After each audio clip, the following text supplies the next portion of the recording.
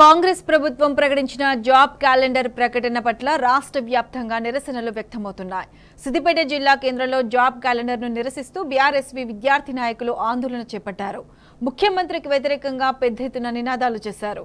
Job క్యాలెండర్ను వెంటనే రద్దు చేయాలని విద్యార్థులు డిమాండ్ చేశారు.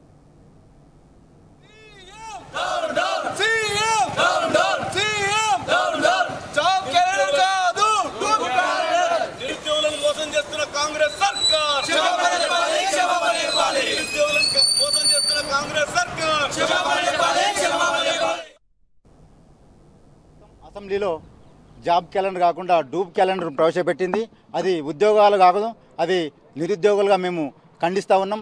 వాళ్ళు ఉద్యోగుల కోసం, నిరుద్యోగుల కోసం ఉద్యోగం అయ్యలే, వాళ్ళు కేవలం వాళ్ళ నాటకాల కోసమని ఉద్యోగాల క్యాలెండర్ విడుదల చేశారు.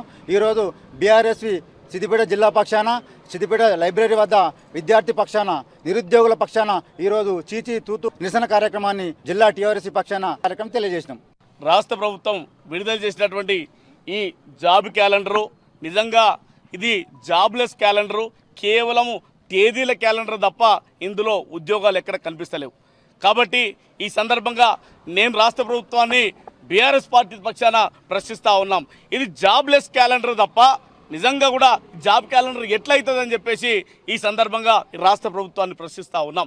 ఇలా గతంలో కేసీఆర్ ప్రభుత్వం ఉన్నప్పుడు 32,000 ఉద్యోగాలు పైచీలకు భర్తీకి నోటిఫికేషన్ ఇచ్చి సెలక్షన్ చేసి పరీక్షలు నిర్వహించి సెలక్షన్ చేసి ఇస్తే మరి అధికారంలోకి వచ్చిన తర్వాత ఆ పత్రాలు ఇచ్చి నేనే ఇచ్చిన అని చెప్పుకుంటున్నాను. ఇంతకంటే నిస్సిగ్గు ఎక్కడైనా ఉందా అని చెప్పేసి ఈ రాష్ట్ర ప్రభుత్వాన్ని ప్రశ్నిస్తూ ఉన్నాం.